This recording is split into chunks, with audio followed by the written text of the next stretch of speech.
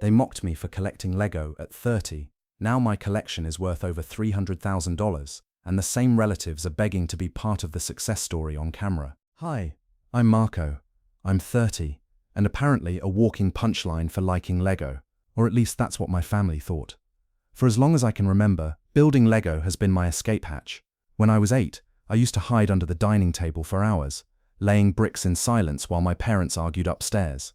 I built spaceships when I felt out of place, castles when the world felt too loud, and tiny cozy homes when mine didn't feel like one. It wasn't just a hobby, it was survival. But of course that kind of language never landed with my family.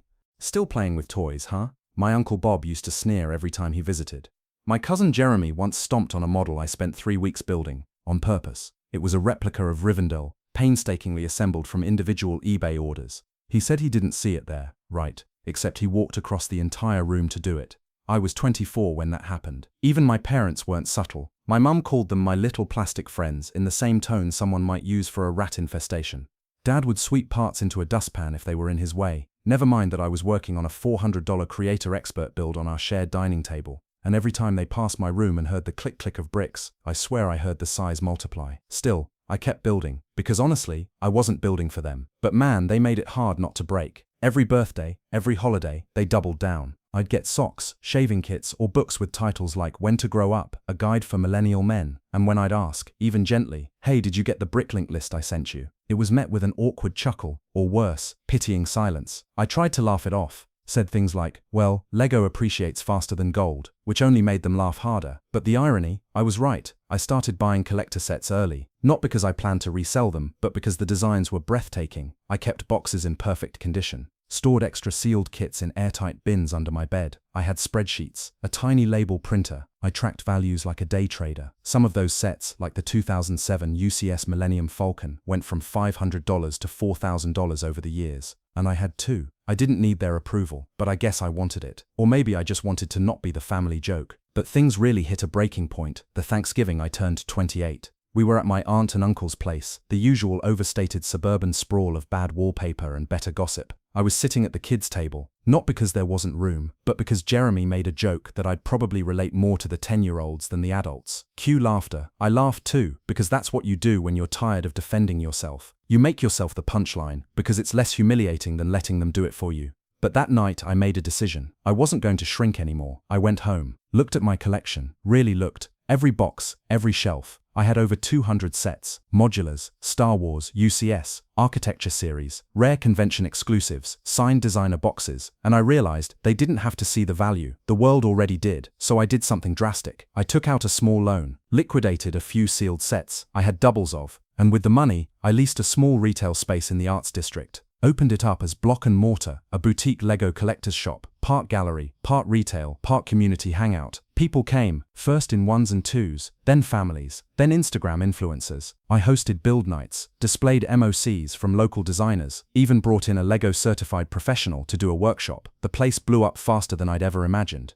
Within a year, I was profitable. Within 2, I had sponsorships and a YouTube channel that netted me more than my day job. And the collection, between my sealed inventory and the sets on display, it was valued at over $300,000. That's when the calls started. From the same people who'd mocked me, stomped on my dreams, sometimes literally. My mum left a voicemail with a cheerful, "Your cousin Jeremy is doing a documentary project. Maybe you two could collaborate." My dad emailed a single sentence, "Your old man's proud of you. Maybe we could stop by and film a little story together." Jeremy? He straight up texted, "Let's get you featured. Everyone loves a good glow-up story." Glow up. That's rich, coming from a guy who once told a girl I was autistic to explain the Lego thing. I'm not, but even if I were, what kind of cruelty is that? So I let them stew. Didn't respond right away.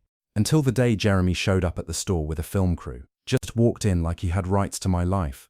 "We're doing this series on unexpected entrepreneurs," he said. All smiles. "Figured we'd get some B-roll of your shop.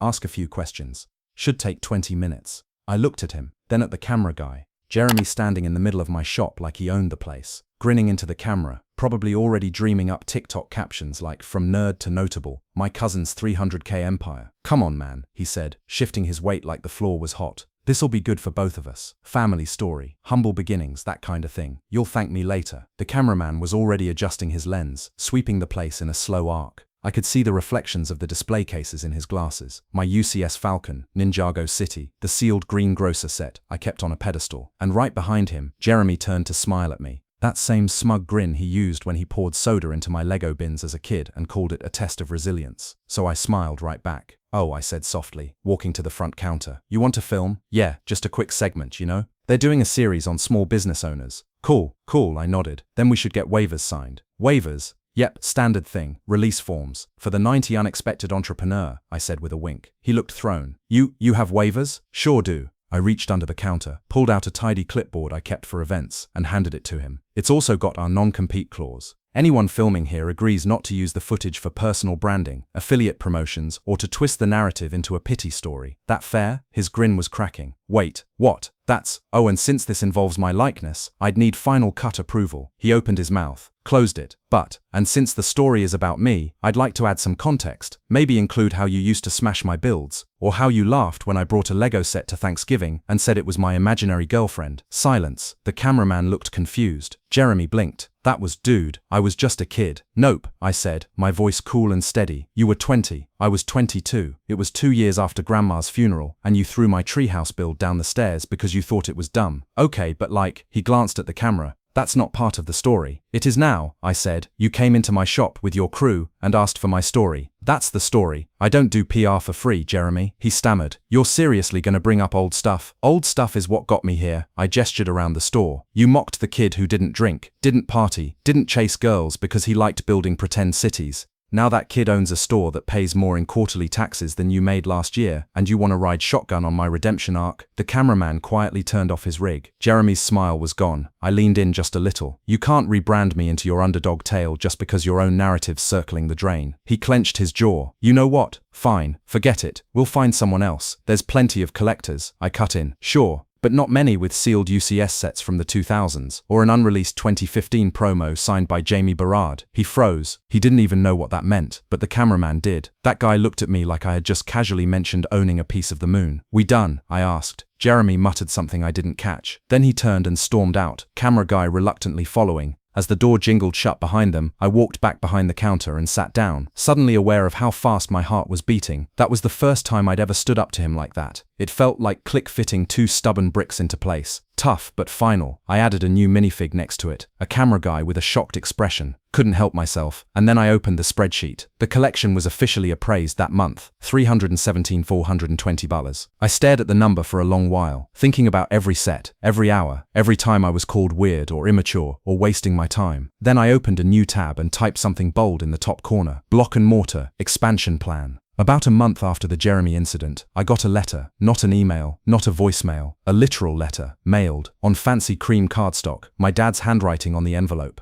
It started out with something that sounded like an apology, one of those non-apology apologies. "Marco, your mother and I may not have always understood your passions, but we recognize now how much you've built, no pun intended. Great start. Family means knowing when to come together, and we think it would be a great gesture if we could share this success story together. We've been talking with a producer who's interested in doing a short piece on the family behind the business." Wait, the family behind the business. He even included a note at the bottom. "We can film at your store next weekend. Let us know what time works best. Let us know what time works best." Like I was a conference room. I didn't respond. I couldn't. I just sat on my couch and stared at my unopened Lego ideas box, one I'd been saving for a quiet night, and felt something crack. This wasn't about mending fences. This was about Spotlight, about them trying to rewrite history, just like Jeremy had, but this time with higher production value, and I was so tired of pretending I didn't care, so I decided to do something different. I invited them over. Yes, really.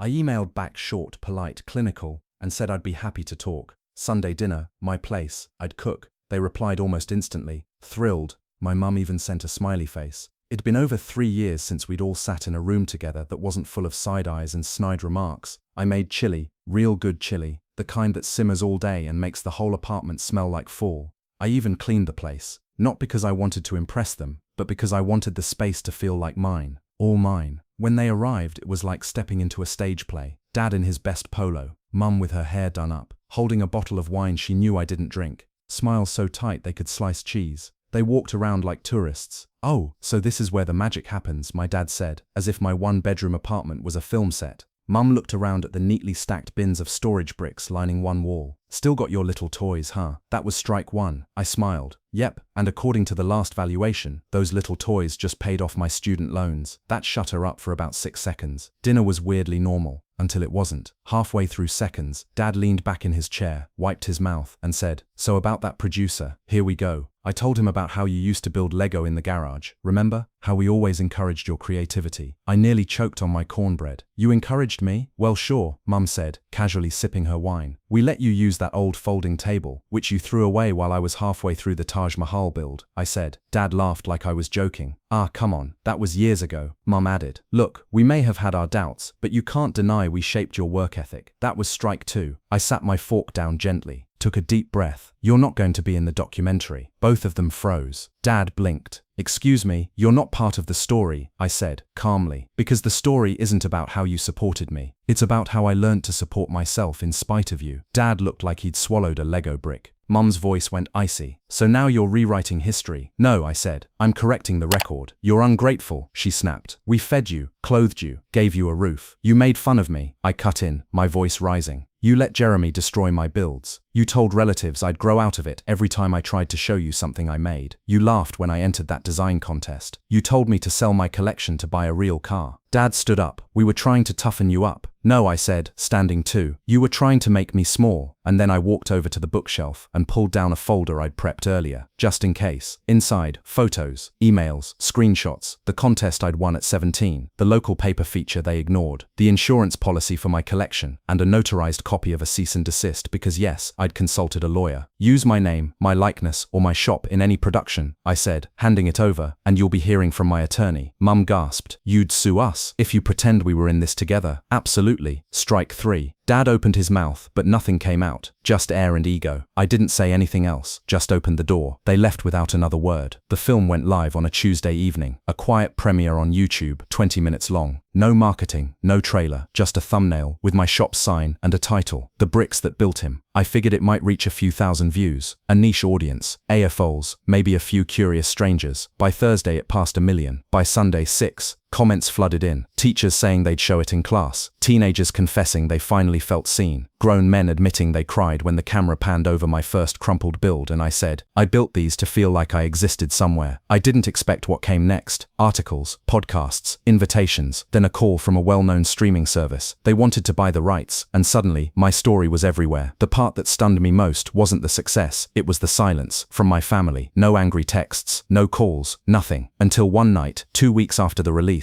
I got a notification. Jeremy Reyes commented on your video. Just 5 words. You made us look bad. I stared at it for a long time, then hearted the comment, said nothing. The next day, a private message came, from my mother. I watched it. I cried. You didn't lie. That was it. No apologies, no defenses, just 7 words that somehow cracked the air wide open. And yet, I didn't feel pulled back in. I didn't feel guilt, or the need to write back. I closed the message, shut my laptop, and stood in the center of my shop. For the first time in my life, I didn't feel the need to prove anything to anyone. I didn't want revenge. What I wanted, and what I finally had, was something I never thought I'd reach. Justice, not in the legal sense. Just the truth, told out loud, to the world. Now, I co-own 3 stores across 2 states. Just last month, Lego reached out with a partnership proposal. They want me consulting on a new community program.